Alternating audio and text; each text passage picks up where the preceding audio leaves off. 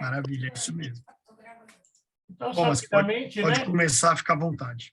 Então, é só você fazer a titulação, né? Sou professor da Santa Casa de São Paulo, também estou aí no grupo da Unisa, né? Com uma satisfação muito grande, né? Mestrado, doutorado, faço parte da Sociedade Brasileira de Reprodução Humana. E a gente já está há mais de 20 anos nessa área de reprodução humana. A minha tese de mestrado e doutorado foi em cima do antimileriano e contágio de fluidos centrais. Então, vocês vão ver a importância desse tema. Não sei se vocês estão familiarizados. Vou falar assim um pouco, mas vocês podem rotear a internet para fazer seu Pix, porque eu estou assim, fazer o Pix. Tudo bem aí? Bom, vamos lá, então. Tudo certo aí, né, Felipe? Tudo certo aí? Então, vamos lá. Thomas, pode. Já deixei todo mundo mudo. Deixa eu só ver uma coisa aqui que não está... Muito bom. Então, uma coisa conceitual que a gente precisa saber, decore salteado, né? Então, diferente de nós, homens, que produzimos espermatozoide até a hora de morrer, as mulheres nascem com uma quantidade fixa de óvulos, então, aproximadamente 6 a 7 milhões. Ele vai ter esse pico do patrimônio folicular por volta da 20ª semana de gravidez, ainda antes de nascer. Aí a menina nasce, ela vai ter de 1 a 2 milhões. Aí resolveu menstruar, vai ter de 300 a 400 mil. Com 35 anos de idade, ela vai ter 25 mil. E na menopausa é 1.000. Então, vocês veem que a torneira está aberta e não fecha mais, e não tem absolutamente nada, ponto nada, que a gente possa fazer para mudar esse destino. Tá certo? Então, de uma outra forma, tá? Então, tentando mostrar isso, a torneira está aberta, o patrimônio folicular ela vai diminuindo, e aí vocês vão ver que por volta dos 35 anos eu tenho uma queda acelerada. Né? Então, é como se a torneira abrisse mais, eu vou mostrar isso para vocês, e eu tenho um aumento na velocidade de atresia folicular, isso acontece em média, né, 35, 37 anos. E a partir dos 30 anos de idade, de uma forma exponencial, acontece o quê? Aumento da proporção ou da quantidade de oócitos de baixa qualidade. Então, esse aqui é o gráfico original do trabalho, né? Então, você Mas vê a queda. eu acho que não está passando as suas imagens, viu, Thomas? Para mim, tá. Para vocês não tá? Não, está aqui, pelo menos no meu aqui, ainda está o primeiro slide, a avaliação da reserva ovariana. Espera aí. Tá o título só? Tá passando para vocês, pessoal? Só o título aí, ó. A Stephanie acabou de Não, falar. não tá. Só o título. Tá em modo apresentação? Tá em modo apresentação. Mas não tá indo mesmo, não. Eu vou fazer o seguinte, E agora? Foi. Mudou. Agora mudou. Agora. Está evoluindo. Tá. Pronto, agora está passando, Thomas. Então, eu vou deixar no modo não apresentação, porque pelo menos assim evolui. Tá certo? Bom, maravilha.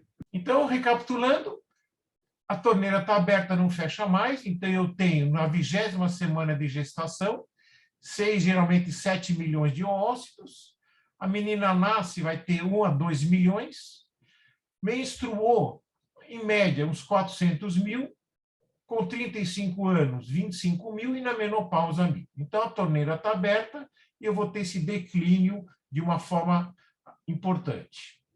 Então, o gráfico aqui mostra que a partir dos 35 anos, a gente tem uma queda acelerada, que eu já vou mostrar isso para vocês, e a partir dos 30 anos, aumento de quê? Da proporção de oócitos de má qualidade. Então, esse aqui é o trabalho original, né, que mostra a chance de gravidez. Então, a gravidez ela vem aqui com uma chance mais ou menos constante, diminui um pouquinho a partir dos 30. Quando bate 35 anos, olha o que acontece. Essa queda absurda. Então, eu venho num padrão de queda e, de repente, é um outro padrão de queda a partir dos 35 a 37 anos. Por isso que a gente fala assim, né? Não deixa para demorar para engravidar, e a gente sempre adota uma nota de corte de 35 anos, porque é nessa idade que acontece um aumento na velocidade de atresia folicular. E eu tenho uma perda importante do meu patrimônio folicular e piora também da qualidade ocitária. Então, isso é um conceito básico que a gente tem que ter, que a idade está relacionado principalmente à qualidade ocitária. E os testes de avaliação da reserva ovariana está relacionado à quantidade ocitária, tá? E é o que a gente vai discutir isso agora. Então, a variável mais importante do prognóstico, qual que é? A variável quantitativa ou qualitativa? A qualitativa é que está relacionado à idade numa relação inversamente proporcional. Ou seja, eu prefiro, numa paciente de reprodução humana, uma paciente que, por algum motivo, operou os ovários, teve algum problema, ela tem uma baixa reserva ovariana, mas ela é jovem, então ela tem poucos oócitos, mas tem qualidade esses oócitos. Tem um potencial gestacional maior do que, eventualmente, uma paciente de 40 anos, que, eventualmente, possa ter uma boa reserva ovariana, só que ela tem 40 anos. Ou seja, juntando 2 oócitos, não dá 1. Tá? Aqui eu coloquei a esteroidogênese, né? Porque a gente vai falar agora um pouco de anatomia com fisiologia. Tá? Então, tudo acontece na granulosa. Então, a gente só recordando um pouquinho, né, da nossa fisiologia, né, da nossa teoria das 2 células, teca interna granulosa, é nessa unidade anatômica que acontece a esteroidogênese, tá certo? O esteroidogênese, só para dar uma recapitulada, né, a gente transforma o colesterol na teca interna por ação do LH em androgênios, e na granulosa, através do FSH, esses androgênios vão se transformar em estrogênios. A via 5-delta, só para recapitular, né, principalmente para os residentes, a via que acontece na primeira fase do ciclo, e na segunda fase do ciclo é a via 4-delta. Tá? Lembrando que com o pico do LH, a gente tem a inibição dessa enzima, 17-beta-hidroxilase, que justamente vai mudar a via da 5 para 4-delta. E vai ter o estímulo dessa outra enzima, né, o 3-beta-hidroxiesteroide desidrogenase. Isso é só uma curiosidade importante, porque isso tudo, essa relação das 2, essa teoria das 2 células, aquela cascata bioquímica da esteroidogênese, acontece exatamente aqui. Tá certo? E é um pouco, a gente vai falar um pouco disso. Então, na foliculogênese, tá? É essa sequência que você tem. O folículo primordial, então aqueles 400 mil que eu tenho com meus 35 anos, tá? A grande parte está estocado nesta forma. E, de repente, ele vai começar a ter o seu desenvolvimento para folículo primordial para primário, para secundário, para folículo pré-antral, que está aqui. Depois começa a surgir uma cavidade antral, que a gente vai mostrar direitinho, até ficar um folículo periovulatório. Então, essa sequência que acontece, e o que acontece nessa sequência que eu vou insistir, porque a base do que eu vou falar é nisso. É que vai aumentando o número de células da granulosa. Então, aqui eu tenho umas células achatadas, com uma camada só. Essas células acabam ficando umas células cuboides e vai aumentando o número de camadas até chegar ao folículo pré-ovulatório, e todas elas têm em comum o quê? A granulosa. Então, a granulosa vai ser o quê? A estrutura anatômica importante para a gente estar conversando. Por quê? Vamos lá. Então, só recapitulando, né, a título de curiosidade, o folículo primordial é esse, e aí, na medida que eu vou tendo o desenvolvimento dos meus folículos, vai aumentando o número de células da granulosa.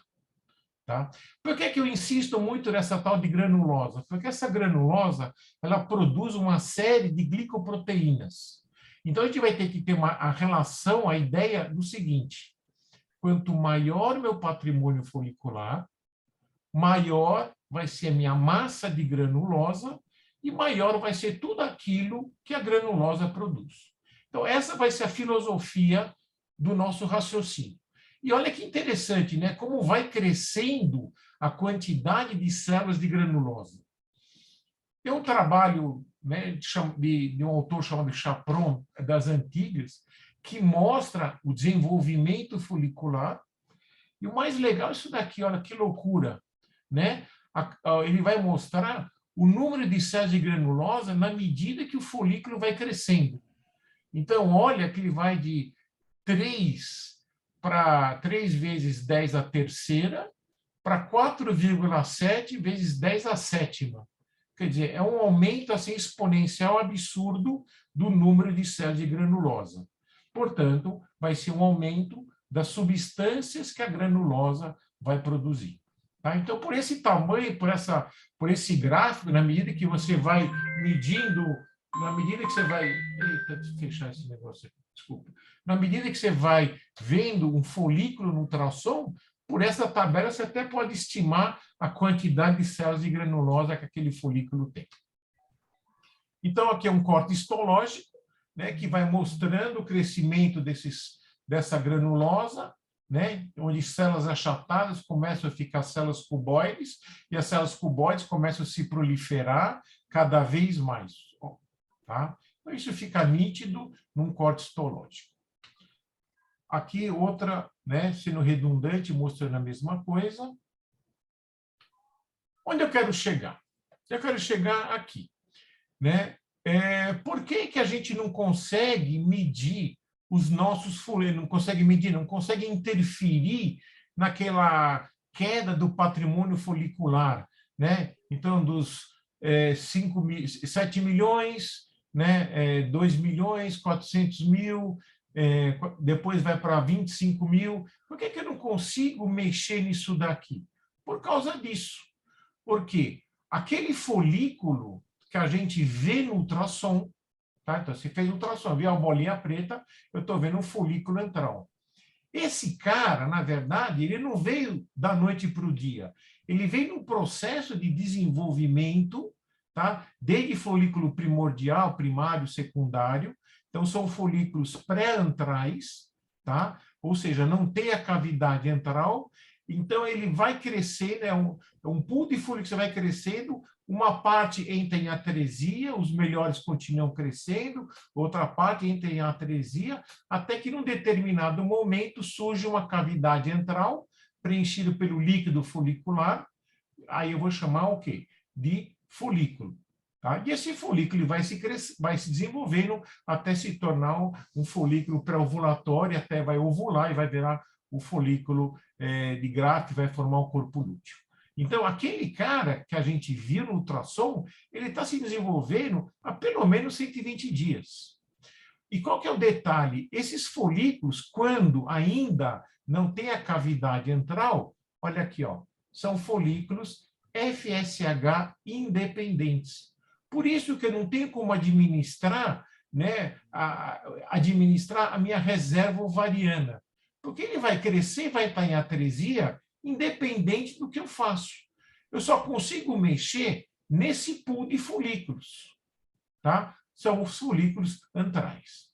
Tá? Então, esse autor, tá, ele fala de uma forma bastante interessante que nós temos o recrutamento, nós temos no recrutamento inicial, o recrutamento 1, que são os folículos pré-ovulatórios, pré-antrais. A partir do momento que a gente já enxerga no ultrassom, eu já tenho o recrutamento 2. A partir do momento que esse folículo, tá, assume um diâmetro de 10 milímetros, ele sai do recrutamento para a seleção e vai caminhar para a dominância. Tá? Então, é isso que acontece fisiologicamente a todo momento. Então, vocês imaginam que vocês, mulheres, nesse exato momento, vocês têm ondas de crescimento folicular, onde uma parte está entrando em atresia e as outras, os Highlander, né, aqueles que têm mais receptores, que estão próximos de vasos, talvez folículos que têm uma genética melhor, esses folículos é que daqui a pouco eles vão entrar no ciclo menstrual de vocês. E é interessante saber, tá? Então, tem o recrutamento, os 10 milímetros é a seleção, e depois ele vai caminhar para a dominância. É importante saber que eu tenho nessa onda de crescimento folicular, tá? Eu tenho folículos em crescimento e uma parte vai entrar em atresia. Isso faz parte da regra do jogo. E a gente acaba perdendo muitos folículos. É isso que acontece. Então, os folículos, eu tenho ciclo menstrual, menstruei, tá? Eu tenho folículos que vão entrar no jogo e a grande parte vai entrar em atresia. Isso é um conceito relativamente novo que mudou muitas coisas na nossa vida. A gente achava, né, que no ciclo menstrual eu só tinha uma onda de crescimento folicular. Mentira! Hoje se sabe que nós temos de 2 até 3 ondas de crescimento folicular no único ciclo. Tá? 75% das vezes são 2 ondas e aproximadamente 25% são 3 ondas de crescimento folicular em cada ciclo. Isso é a base do qual, na reprodução humana, por exemplo, para pacientes que vão congelar óvulos, tá? Imagine uma paciente com câncer de mama. Ela chega para você, o oncologista quer fazer a quimio ontem. E aí, ela chega para você já num determinado momento onde você, habitualmente, você não estaria estimulando. Você esperaria chegar a menstruação para começar a estimular. Como eu tenho de 2 a 3 ondas, eu posso iniciar o estímulo em qualquer dia do ciclo, porque alguma onda eu pego, tá? Então, eu não preciso esperar a paciente menstruar para começar o estímulo, tá? Considerando que essa paciente não vai transferir embriões, só vai congelar óvulos. E também dentro da reprodução humana tem uns protocolos que a gente chama de dual stim, então, duplo estímulo. Então, eu pego e estimulo a paciente, captei oócitos, espero uns 3 dias e recomeço um segundo esquema de estimulação ovariana. Quer dizer, eu já estou procurando a próxima onda de crescimento folicular. Então, esse conhecimento nos permitiu começar em qualquer dia do ciclo e começar e fazer um duplo estímulo, uma atrás da outra, na paciente que vai estar pretendendo congelar óvulos. Então, é isso que a gente está mostrando, tá? Então, são conceitos, não sei se vocês tinham essa ideia, né? Mas é um conceito relativamente recente e a gente usa isso na prática da reprodução humana. Eu tenho o recrutamento não cíclico e o cíclico, tá? É o que a gente mostrou, e é isso que eu fiz de uma forma mais ou menos esquemática, né? Passando a limpo o que a gente tem. Então, vocês imaginam o teu patrimônio folicular, imagina, fazer uma analogia. Imagina que você está no mar, tá? E tem areia. A areia é a sua reserva folicular. Aqueles 400 mil, 25 mil, 1000. Então, é toda essa massa que está aqui. E, constantemente, eu tenho ondas de crescimento folicular. E essa onda de crescimento folicular vem uma massa de mais ou menos 1.800 a 1.000 folículos, e aí, na medida que o tempo vai passando, uma parte entra em atresia, os melhores sobrevivem, outra parte entra em atresia, os melhores sobrevivem, uma parte entra em atresia, até que esses folículos, que são folículos pré-antrais, então não tem a cavidade antral, são folículos estritamente histológicos, tá? São FSH independentes, eu não consigo manipular essa corte, até que, de repente, ele tem a cavidade antral. Aí ele vai para a fase de recrutamento, aqui seria o recrutamento 1, aqui o recrutamento 2, a seleção e dominância. Essa transição de recrutamento 2 para dominância é o folículo de 10 milímetros. Aí ele vai crescer, vai ovular, tá certo? E a segunda fase, ele é um período mais ou menos fixo, de 2 semanas. Então, isso para a gente mostrar, valorizar aquela bolinha de água que a gente vê no ultrassom. E a reserva ovariana?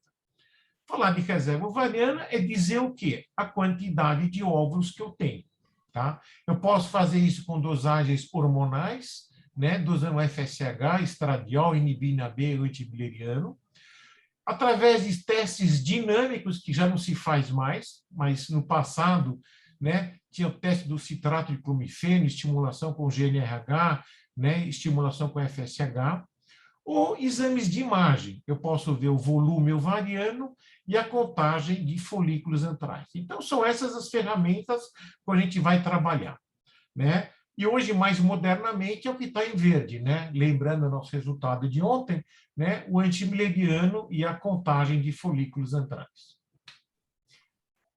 Dos vários preditores, né, dos marcadores de reserva ovariana, tá? Então, sendo mais ou menos falando os valores, né, os exames que a gente tem atrás, os mais interessantes, os mais utilizados, é o antimileriano e a contagem de folículos antrais. Por que são essas vantagens? Eles são bons em predizer respondedoras e hiperrespondedoras, certo? Ele tem uma baixa variabilidade intercíclica e intracíclica. E, economicamente, a contagem de folículos antrais é um exame de ultrassom. Ele é barato, né? O AMH cada vez mais está tendo um preço mais acessível. Amor, isso daí é porque não tem dinheiro voltado. É isso? Oi? Tudo bem aí? Pode seguir, Thomas. Era um telefone, um microfone aberto aqui. Não, tranquilo. Muito bom. Então, vamos continuar. E aqui é o resumão de tudo. Então, eu tenho o folículo primordial, primário, pré-antral e o folículo antral que a gente vê no ultrassom, tá? Então, esse é o raciocínio que a gente tem. Quanto maior o meu patrimônio folicular, maior vai ser essa minha massa de granulosa. E maior vai ser tudo aquilo que a granulosa produz. A granulosa produz um cara chamado inibina B. O nome já diz, inibina B inibe alguém. Quem que ele inibe? O FSH. Se ele inibe o FSH, pela teoria das duas células, a nível de granulosa, o FSH vai converter o quê? Os androgênios em estrogênios. Portanto, menor vai ser meu estradiol. Tá? A granulosa também produz diretamente o hormônio antimileriano. Portanto, quanto maior o patrimônio folicular, maior a massa de granulosa, maior vai ser o AMH. Uma coisa que eu não contei para vocês, tá? Quem que produz o hormônio antimileriano, tá? Então, o hormônio antimileriano, tá? E ele serve para quê? Ele é produzido pelas células da granulosa, mas não é qualquer granulosa. É uma granulosa específica. Qual específica? A granulosa dos folículos pré-antrais e a granulosa dos folículos antrais, aqui a granulosa dos folículos antrais pequenos. O que é pequeno? De até 10 milímetros. Então, eu vou fazer um ultrassom. Aí eu vejo uma bolinha, um folículo antral. Beleza. Aí eu vou medir o tamanho daquele folículo. Tem 7 milímetros. Então, eu posso dizer que naquele folículo, né, de 7 milímetros, eu tenho um oócito que tem granulosa que expressa o AMH. Do lado dele tem um outro folículo, tá, com 12, 13 milímetros. Então, lá tem um oócito que tem granulosa que não expressa o AMH. Tudo bem? Então, por isso que eu posso falar que as imagens dos folículos, se eu somar os folículos, né, eu estou lá, vou fazer um ultrassom transvaginal, eu somo os folículos antrais, de até 10 milímetros, inclusive. De 2 até 10. Por que 2? Porque é o menor tamanho que o ultrassom Caliper consegue medir. Então, eu vou contar a quantidade de folículo de até 10 milímetros do ovário direito. Aí você contou. Aí vou somar com a quantidade de folículos de até 10 milímetros do ovário esquerdo. Você somou. Você soma os dois, eu vou ter um número que é contagem de folículos antrais. Por quê? Porque aqui eu vou ter uma avaliação anatômica de uma variável hormonal bioquímica. Tá? Aqui não tem jeito, você não consegue ver porque não tem expressão ultrassonográfica, só histológica. Outra coisa, para que o organismo produz o antimileriano? Ele é um mecanismo de proteção. O AMH ele vai inibir o crescimento de folículo primordial e inibir o quê? O crescimento, né, o recrutamento de folículo primordial e inibir o crescimento dos folículos primários. Ou seja, para você em cada ciclo não gastar mais folículos do que o necessário. Tá? Então, ele é um freio na foliculogênese. Tudo bem? E os valores, quais que são? São esses, a inibina B, né, 45 picogramas por ml, que isso daqui começou a viralizar até o dia que surgiu a AMH. Aí esse cara caiu por terra, a gente eventualmente usa o inibina B, a inibina B, para fazer trabalhos científicos. Então, ele começou a crescer e foi desbancado pelo antimileriano. O FSH, ele tem que ser o quê? Na condição de normalidade. Menor ou igual a 10 unidades internacionais por litro, e o estradiol tem que ser menor, alguns autores falam 60, outros 80 picogramas por ml. O antimileriano tem que ser maior do que 1 nanograma por ml e a contagem dos folículos antrais acima de 7. Importante, todas essas avaliações são medidas basais. O que é basal? Segundo ao 5º dia do ciclo, à exceção do AMH. Por quê? Porque o antimileriano viu-se que a variação intracíclica, né, do AMH não é estatisticamente significante. Ou seja, o AMH ele pode ser dosado em qualquer dia do ciclo. Tudo bem?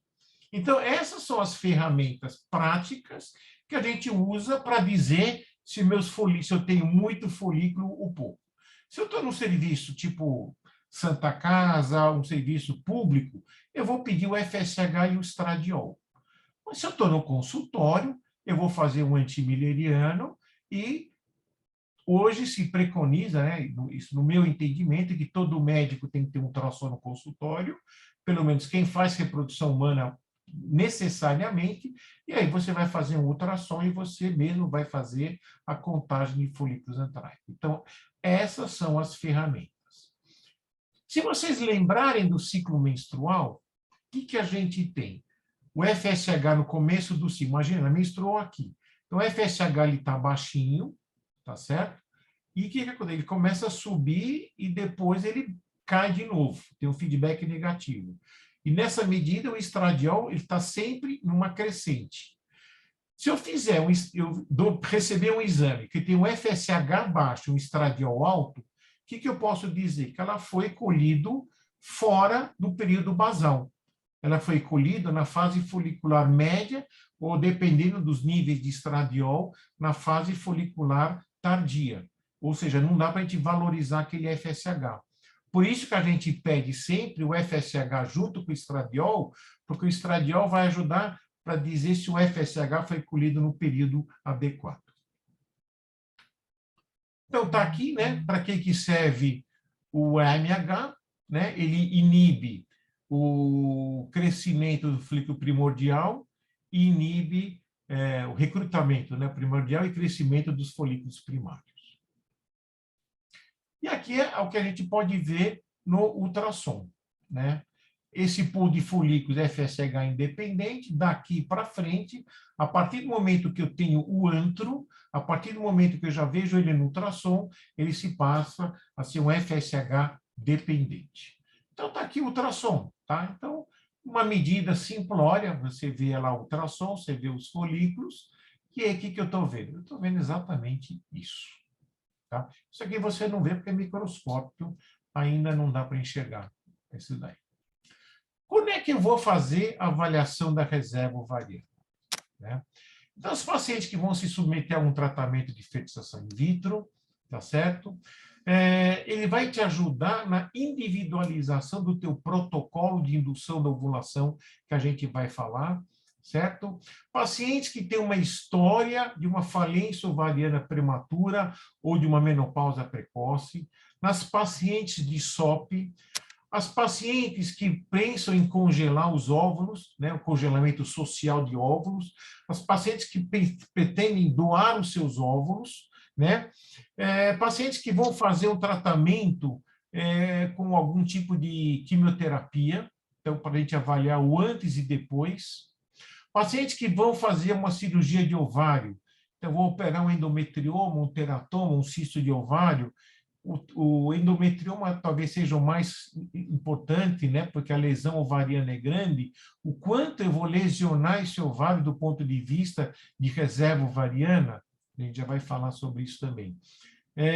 Pacientes com tumores de células da granulosa, pacientes na menopausa, pacientes que têm a mutação do BRCA1 e 2, né, que pode ter uma mutação ovariana, que pode favorecer uma produção ocitária comprometida.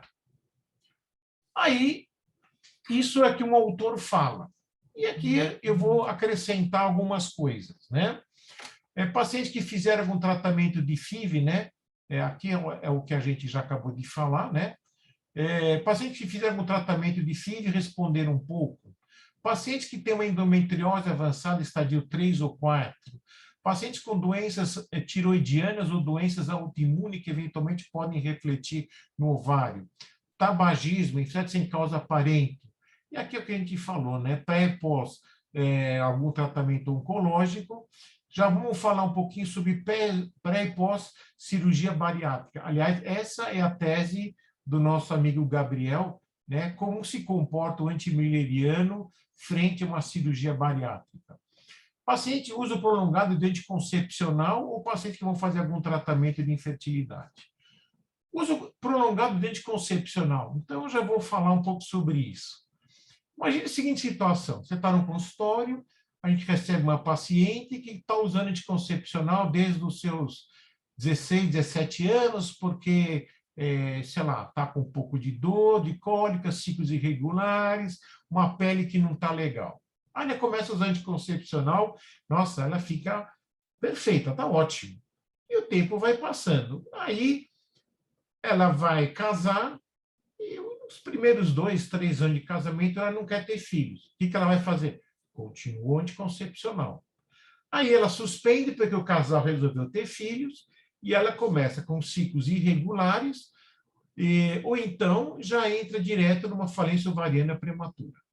Tá? O que acontece? Você, quando dá um anticoncepcional, ela não é assim, ela está assim. Você mascara o status do ovário dela. Então, o que acontece? Então, a gente sugere que toda paciente que vai entrar num regime longo de contraceptivo, né, o anticoncepcional que mexe na reserva ovariana, que atrapalha, né, na função ovariana, ela deveria, em algum momento, suspender tudo e fazer uma avaliação da reserva ovariana. Aliás, na minha interpretação, todo mundo devia ter uma noção, em algum momento do campeonato, sobre a sua reserva ovariana. E nas pacientes com 35 anos ou mais, né, que a gente que quer ter filhos e ela quer saber como é que está a condição do seu ovário. Hoje a gente tem uma condição, a gente tem uma situação técnica que eu ainda peguei isso, né, que congelamento de óvulos era uma coisa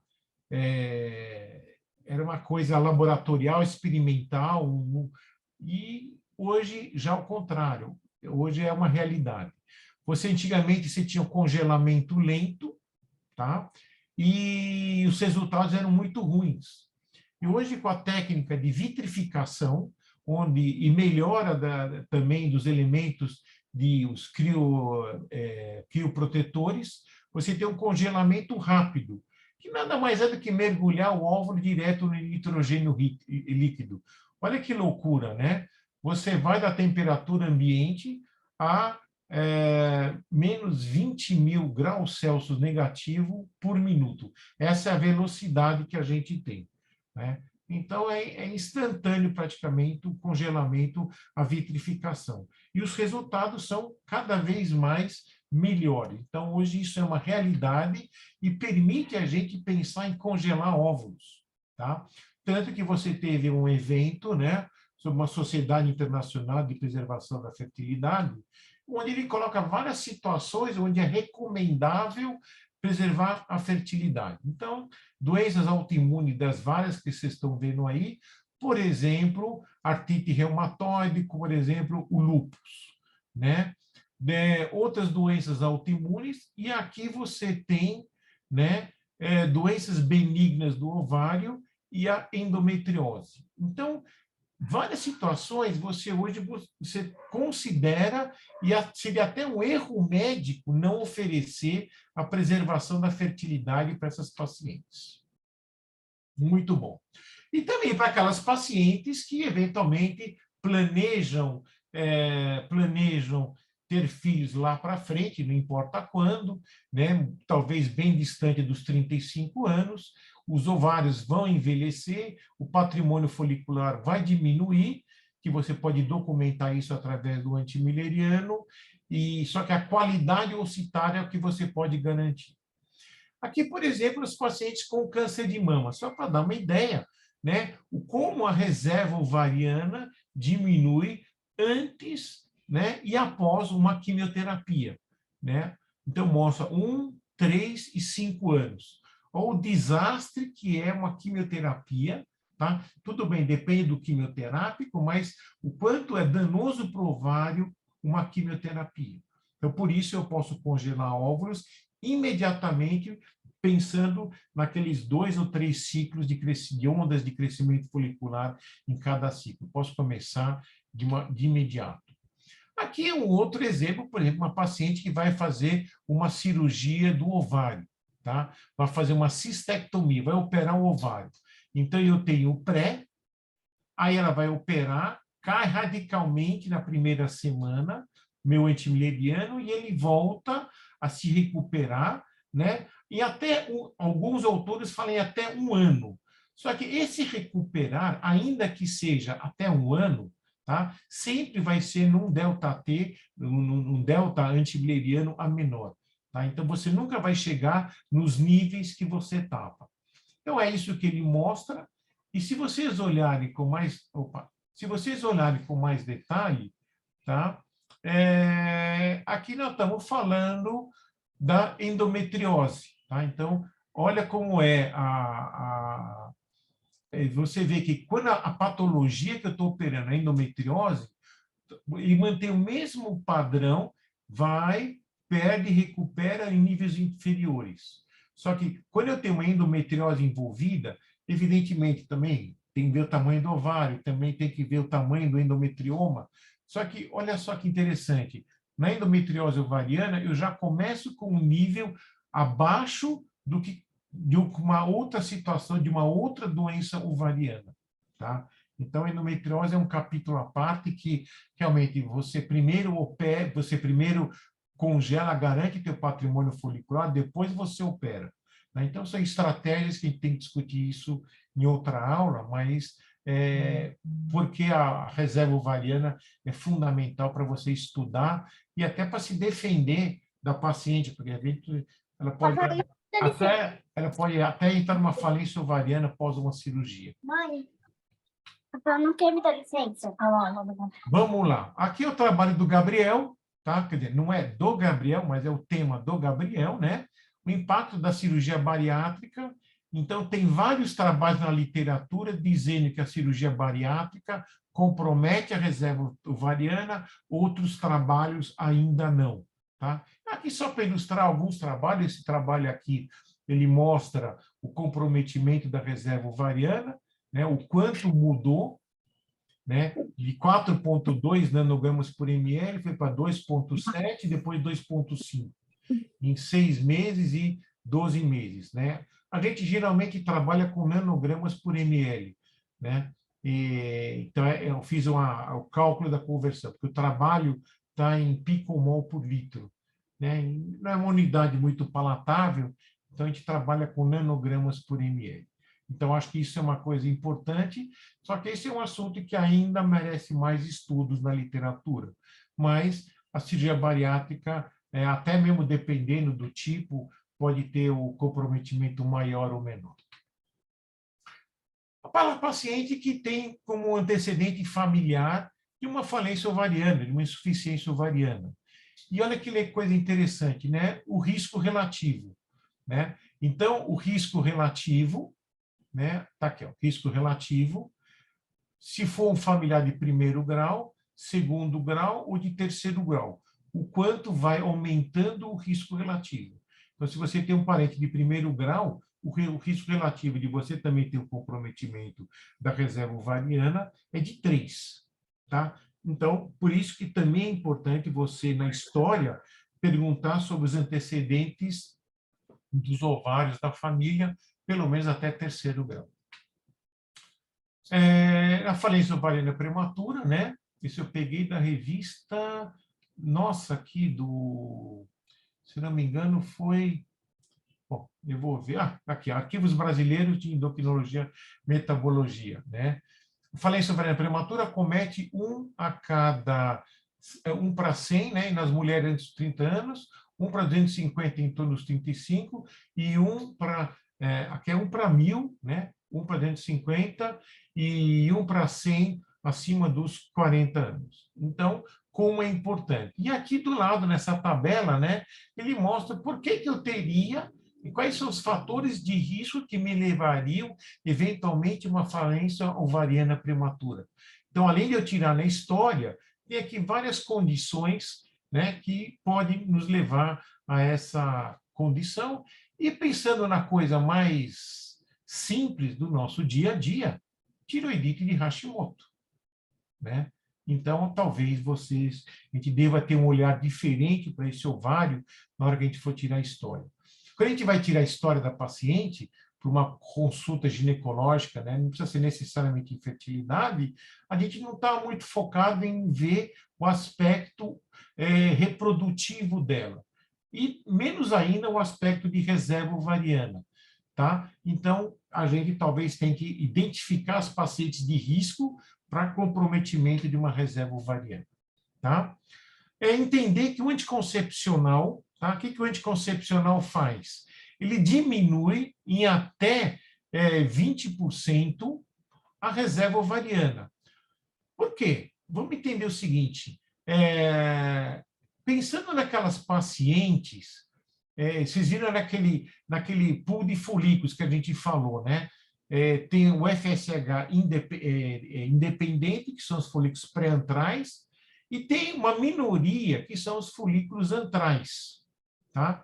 De 2 até 10 milímetros. Vamos botar de uma outra forma. 80% da minha reserva ovariana está nos folículos pré-antrais, FSH independente. E aproximadamente 20 a 30% está nos meus folículos antrais, de 2 até 10 milímetros.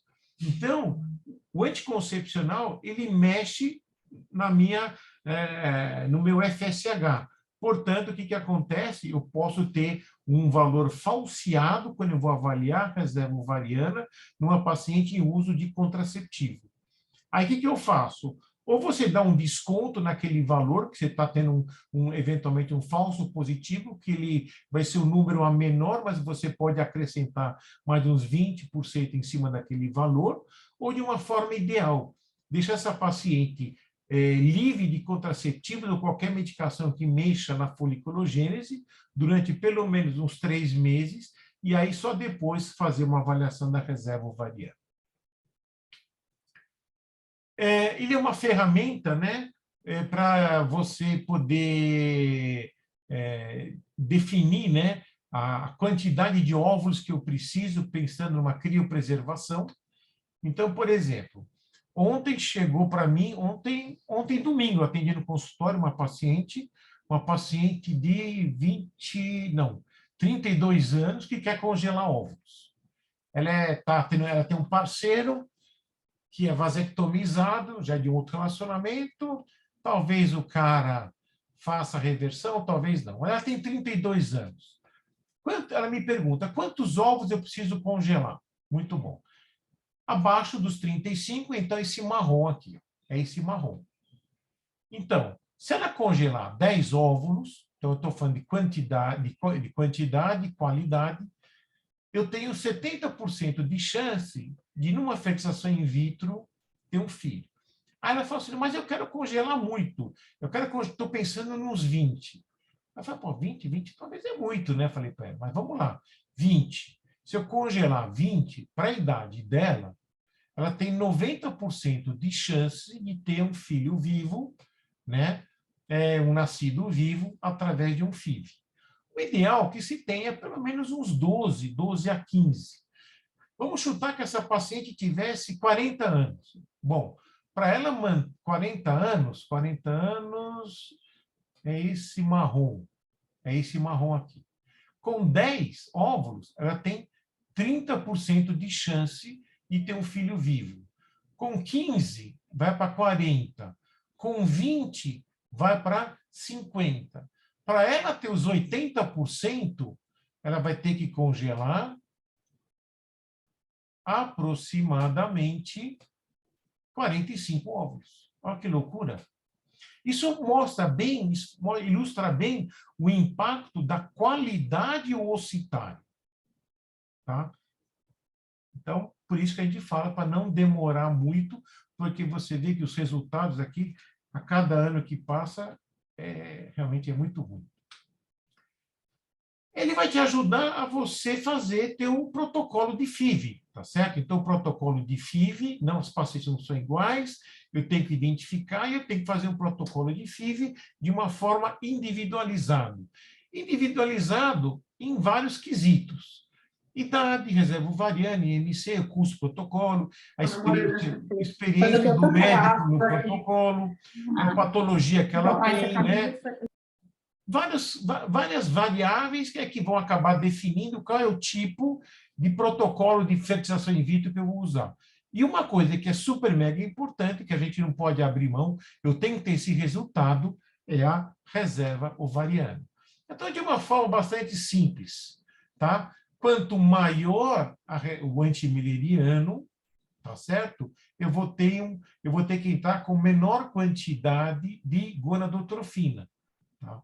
Porque quando eu vou fazer uma fertilização in vitro, eu quero ter de 8 a 10, de 8 a 12 folículos. Tá? O antimileriano muito alto, o que vai fazer? A paciente vai responder muito.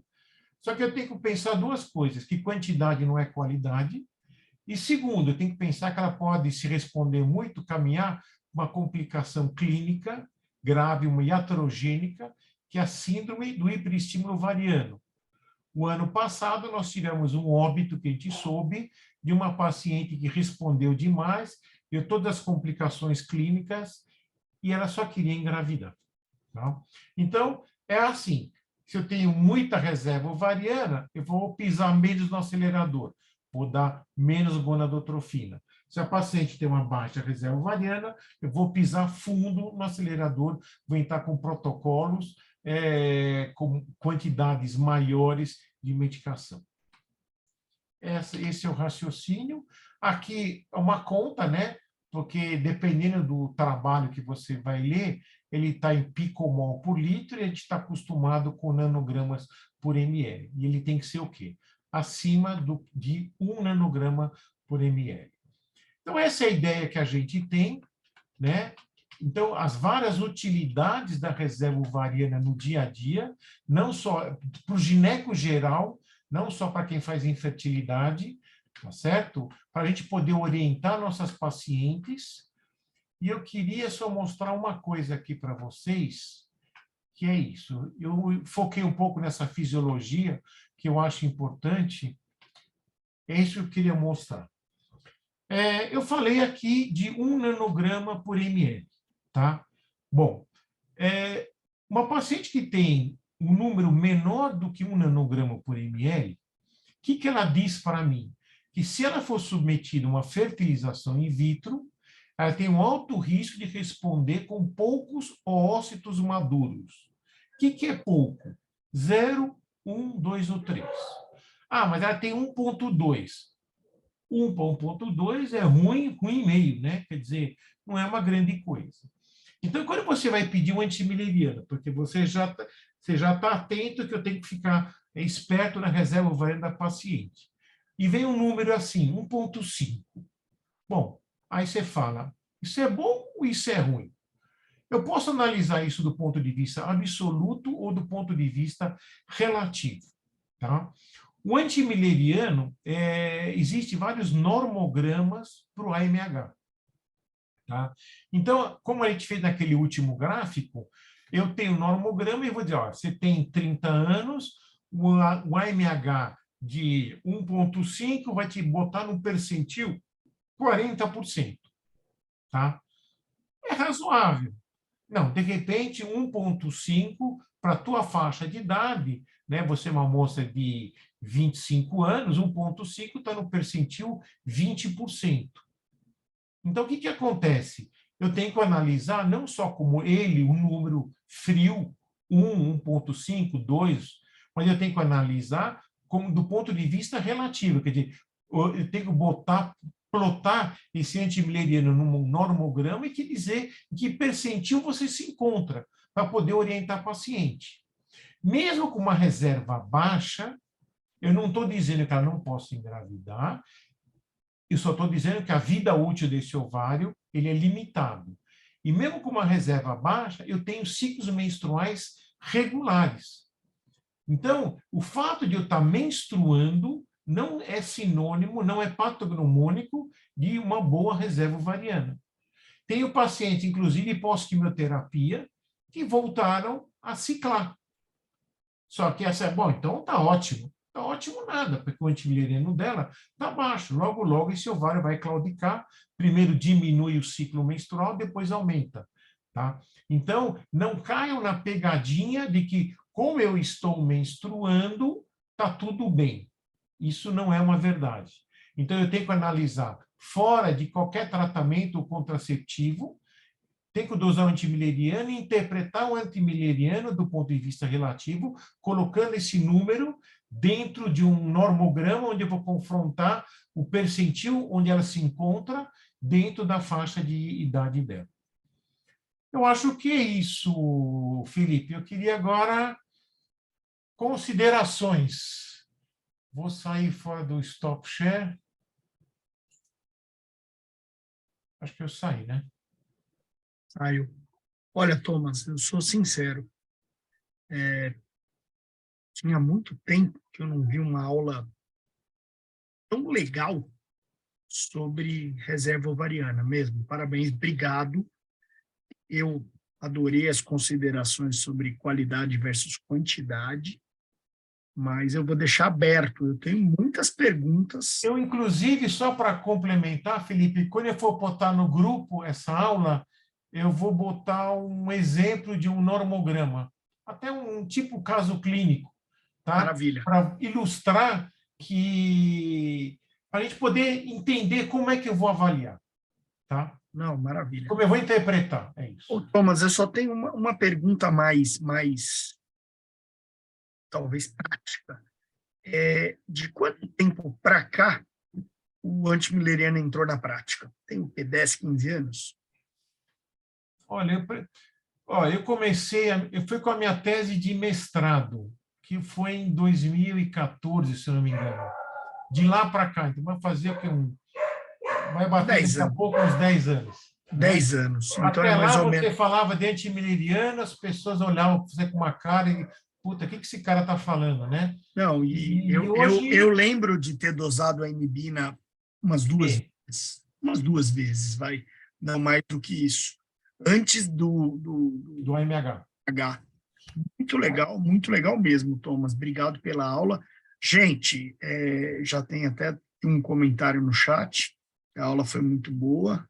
Maria Cristina, te parabenizando. Em especial, acho que a aula hoje é muito elucidativa para os residentes. E eu queria saber se alguém quer fazer alguma pergunta, professor Thomas. Deixa eu só ver, não sei se alguém perguntou, mas perguntas que se fazem nos congressos, né, que te dá essa aula em congresso e tal. Quando medir a reserva ovariana?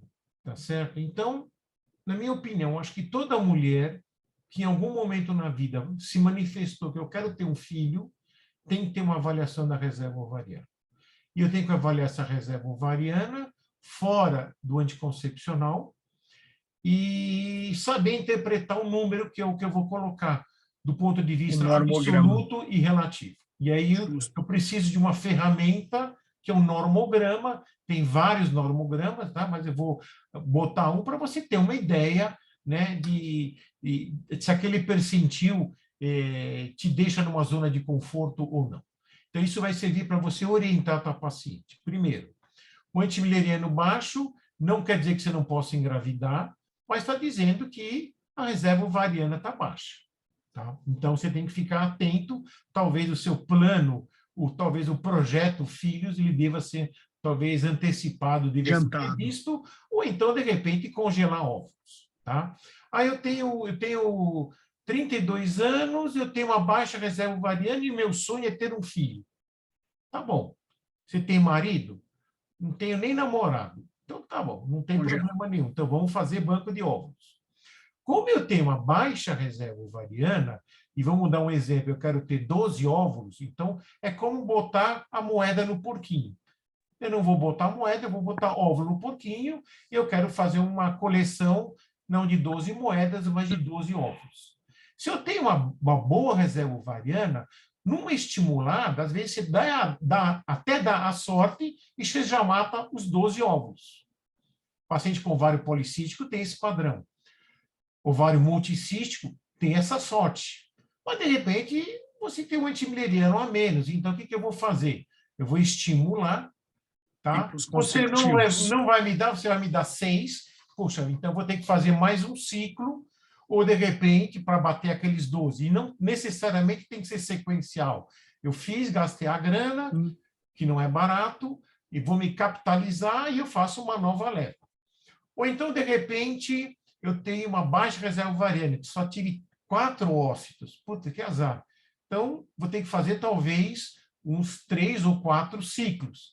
Então, vou ter que fazer de uma forma repetida. Mas qual que é o segredo? Não é quantas vezes eu vou fazer, é qual é a sua idade. Eu estou pensando em qualidade ocitária. Com que idade a gente tem que pensar em falar isso com a paciente sobre preservação da fertilidade? Quando eu acho ela tiver ou uma patologia, alguma daquelas várias condições que eu citei, ou então quando ela já tiver uma maturidade de entender sobre o assunto filhos. Porque falar esse assunto para uma aluna uma universitária de 22 anos, é entrar aqui e sair aqui, não tem o menor sentido. Mas uma menina que já formou, já está no mercado de trabalho, já está com seus 30 anos, já entende as coisas, aí talvez faça mais sentido.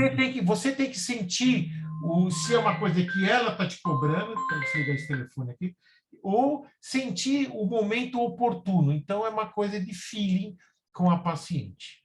Né? Então, acho que isso é uma coisa importante. E aquilo que eu te falei, vai usar anticoncepcional por longa data, né? Anos e anos a fio, pede para parar em algum momento e avalia. Outra coisa que é interessante, a gente faz rotina ginecológica, e aí está lá o ultrassom. Está lá o ultrassom, o ultrassonografista não está nem aí porque você está... Aliás, o laudo de ultrassom cada vez é bizarro, né? Então, o dia que a gente for contemplado com ultrassom, a gente vai fazer no ambulatório aquelas correlações anatômicas funcionais. E aí está lá o volume ovariano. 2,8 centímetros cúbicos o volume do ovário. O ovário ele tem que ter de 3 a 10. 2,8 é um ovário que está muito, tipo uva passa, sabe? Está muito tímido, está muito tímido. Então, eu pergunto, esse volume ovariano ele está baixo porque ela está usando anticoncepcional há muito tempo, ou está baixa porque, além de usar anticoncepcional, ela já tinha uma baixa reserva ovariana? Aqui que eu faço? Eu não vou criar alarme para a paciente, eu, na maciota, vamos fazer um teste do seu ovário, vamos fazer assim, vamos ficar 3 meses sem tomar anticoncepcional, eu vou te pedir um exame de sangue, vamos refazer esse ultrassom, até lá você vai usar preservativo com o seu namorado, não vai mudar nada a sua vida. Tudo bem? Tudo bem. Aí ela faz o exame, e aí tem um ovário de 4,5 centímetros cúbicos. Ou tem um ovário de 3 centímetros cúbicos. Falei, ixi, está com a baixa reserva ovariana. Aí eu vou para um exame mais específico, mais sensível, mais específico, que é o antimileriano.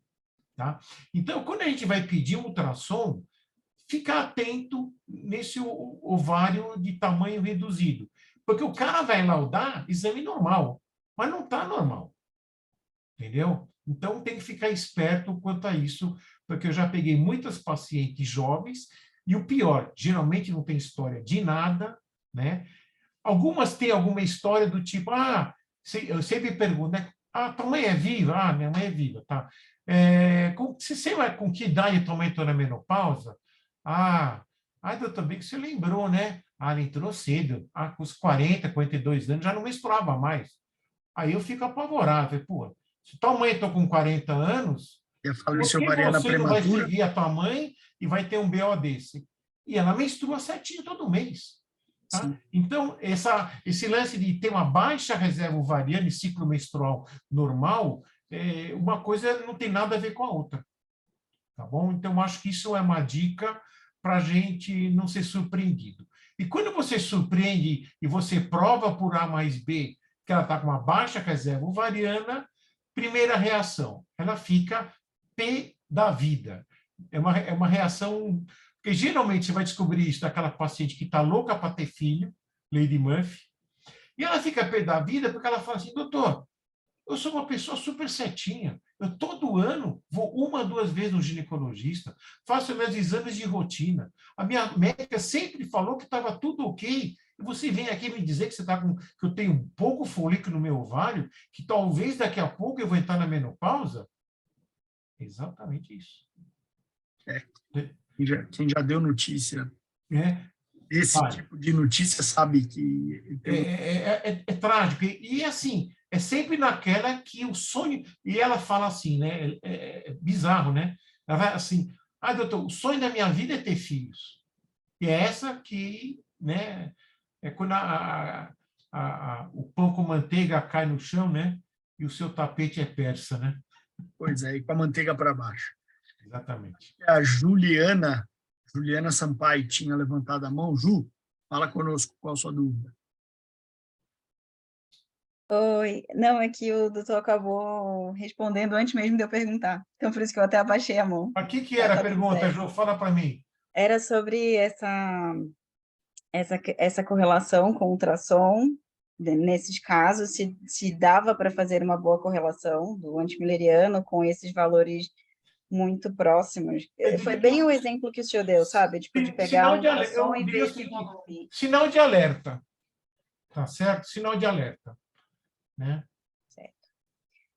E, assim, tem uma outra coisa, não sei se ainda está muito relacionado, mas existe alguma diferença entre os valores, eu não sei como organizar de forma que fique claro, mas assim, eu posso simplesmente confiar no valor do antimileriano ou ele varia muito de tipo de exame, o tipo de teste, tipo de um laboratório para o outro, ou assim, independente de onde fizer, está valendo e eu posso acreditar nele? Essa pergunta é difícil de responder. A resposta é a seguinte: o teste tem vários kits para fazer o antimileriano, ou é um exame de radioimunoensaio e ele é feito por um kit ELISA, né? Então, o que acontece? Nós temos no Brasil os melhores kits, né? Eu acho que não dá para fazer em qualquer laboratório, não. Eu já vi muita discrepância de resultado de laboratório para laboratório. A pergunta foi exatamente por causa disso, tipo, de um Muita laboratório vir alterado e o outro vir normal. Totalmente. Então, eu vou te falar uma coisa, eu não confio em qualquer laboratório. Então, eu não tenho, conflito de interesse com nenhum. Onde você pode fazer bem feito? No Fleury. Fleury tem o melhor kit. Só que o Fleury você vai gastar uns R$600. 600 e pouco, porque, afinal de contas, eu tenho que pagar a marca Fleury. Existe um outro laboratório que eu peço muito exame nesse laboratório, chamado Laborlabs. Não é um laboratório que vocês conhecem, é um laboratório que esteve vinculado a uma das maiores clínicas de reprodução humana do Brasil, chamado Fertility, que acabou de ser incorporado à XP. A XP agora está comprando clínicas de reprodução humana, né? Mas isso é fofoca. Mas esse Laborlabs, o que ele faz muito bem feito? O hormônio antimileriano e espermograma. Tá? Eu vou falar só um pouquinho de espermograma. Das causas de infertilidade, metade é o homem, metade é a mulher. A mulher, a gente pede um monte de exames. E para o cara, mal e porcamente, o espermograma. Então, eu vou receber um papel sulfite A4, que está lá o espermograma, que representa 50% da minha investigação. O espermograma bem feito, por si só, ele já é questionável. E aonde vai ser feito? Aí, então, pior ainda. Então, o Labor Labs e Fleury também fazem muito bem feito o espermograma e o antimileriano. Com a diferença, o Labor Labs cobra R$ 380 o antimileriano e o Fleury vai pagar uns 650. É o mesmo exame, é o mesmo kit, é o mesmo tudo, só que não tem o logo e a marca Fleury, tá? Então, eu, na minha prática clínica, sempre peço no Labor Labs, porque eu sei quem faz o exame, tá certo? Eu conheço o dono, eu conheço a capacitação desses caras, né? E, então, eu fiz lá, eu faço lá. Toda a minha tese de mestrado e doutorado foi feita nesse laboratório, e quem está nesse métier da reprodução também manda lá, porque sabe que lá é bom. Ah, mas e o Delboni, CDB, FEB? Meu, puta, vem os resultados que não tem nada a ver. Eles podem ser muito bons em muita coisa, mas para antimileriano e espermograma, eu não mando lá, não. Anotado. Olha, eu acho que o mais legal da aula foi que há pouco tempo eu vi vou falar que foi um desabafo de uma atriz americana, salvo engano, foi a Jennifer Aniston. Ela tinha um certo número de, né, óvulos congelados, né?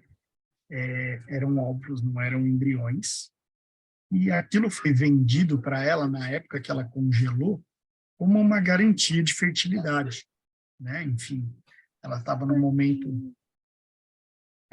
Minha filha está falando aqui, deixa eu falar com o pessoal. Aquilo foi vendido... Era lá, mamãe. Aquilo foi vendido como uma garantia de fertilidade, e não, ela acabou não engravidando, né? Então, essa correlação que você fez de idade com o número de óvulos e a porcentagem de um filho vivo, para mim, já valeu a aula. Então, ter 5, 6, 10 óvulos congelados, sim, pode não te garantir nenhum filho vivo. Não existe... A medicina não tem garantia de nada, né? Ainda mais nesse aspecto reprodução humana. Então, na reprodução humana, quando você tiver um cara que garante, você garante que você tem que pedir uma segunda opinião. Você garante que ele é picareta, né, Thomas? É isso. E o que tem de picareta nessa área, é uma coisa bizarra. Né? Porque o que acontece? Outras pessoas fazem reprodução humana, talvez não por vocação, porque o convênio não paga. Então, é uma chance de eu tirar um por fora, porque o convênio não paga.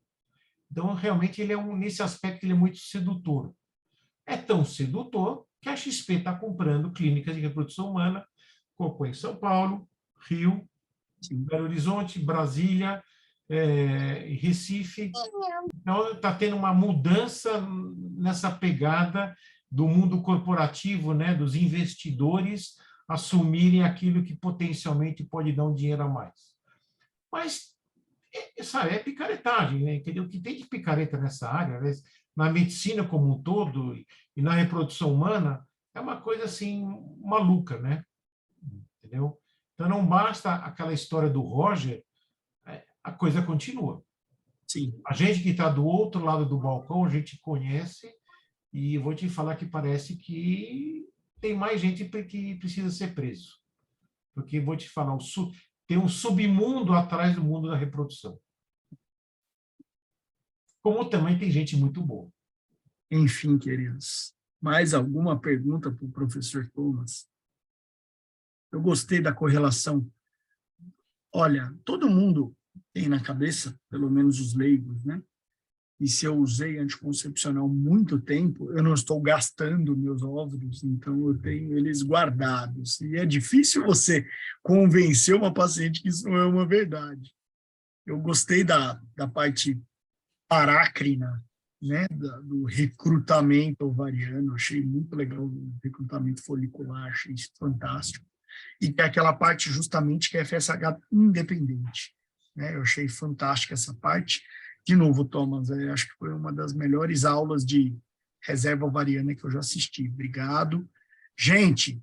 Eu foquei um pouco nessa parte de fisiologia, porque eu acho que é importante a gente ter esses conceitos que geralmente a gente aprendeu em algum lugar lá do passado e ficou esquecido no fundo da gaveta, e às vezes é bom dar uma retomada, entendeu? Então, não quero... são coisas que vocês já sabem, né? Mas é sempre dar uma refrescada. Então, acho que essa era a ideia, né, da esteroidogênese, teoria das duas células, essa granulosa, né? Essa granulosa ela é muito mais importante, valorizar essas células que é muito mais importante. E talvez um dia, nessas nossas reuniões, eu dê uma aula de ciclo menstrual e mostrar o quão importante é um cara chamado LH, que a gente acha que o LH é só para fazer a postura ovular, e tem muito mais coisas escondidas atrás do LH, entendeu? Então, eu vou te falar, todos nós, inclusive eu, tive um curso de ciclo menstrual muito ruim, viu? Então, como a gente, na reprodução humana, a gente mimetiza a fisiologia, eu tive que retomar os meus estudos do zero, literalmente do zero. E aí as coisas começam a fazer sentido. E aí o assunto que é chato se torna uma coisa apaixonante. Começa a ficar legal, exatamente. E aí, às vezes, a gente tem que dar um briefing sobre ciclo menstrual para depois a gente se encorajar a pegar aqueles livros antigos e dar uma relida, né? Porque a cada vez que eu leio, eu tenho um foco diferente sobre aquela base fisiológica que mal e porcamente foi dada para a gente. Maravilha. Gente, mais perguntas para o Dr. Thomas? Residentes, ninguém fez nenhuma pergunta. A gente pergunta na prova. Já fizeram uma de forceps há pouco mais de 2 semanas, viu, Thomas? Então, agora, vamos organizando a vida deles na parte da gineco. É isso aí. Queria te agradecer, acho que valeu a pena esperar o Codeplay tocar em São Paulo e passar chuva para a sua aula. Gente, se alguém quiser falar alguma coisa, fazer algum comentário, a gente está aberto. Se não, reunião terminada. Alunos, obrigado. O pessoal da enfermagem, obrigado. Residentes, obrigado. Thomas, obrigado de novo. E é isso. Semana que vem, tema é obstetrícia.